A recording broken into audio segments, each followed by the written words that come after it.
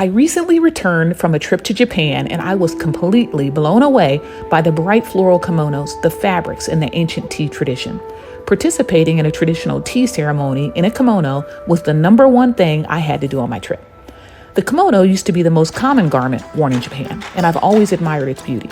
It dates back to the year 794, and over time, Japan's increasing economic power and rivaling samurai and aristocrats led to a reimagination of the garment and its many colors and patterns. The traditional kimono, however, remains recognizable today as a wrap front garment with square sleeves and a rectangular body. It's traditionally worn with a broad sash called an obi and with sandals and socks. Kimonos require several belts to hold them closed, which becomes quite stiff at the waist, so it makes it really hard to bend down and pick up anything. But kimono and obi are made from expensive silks, linens, and hemp, Japanese crepe, and damask weaves. They're often lined with wool, cotton, or linen, and cheaper kimonos made of polyester are widely available too. Those are available for purchase or for rent in the street markets of Japan. Purple is the color of nobility. Yellow represents the harvest season. Blue, of course, represents the ocean and the sky. Red wards off evil spirits.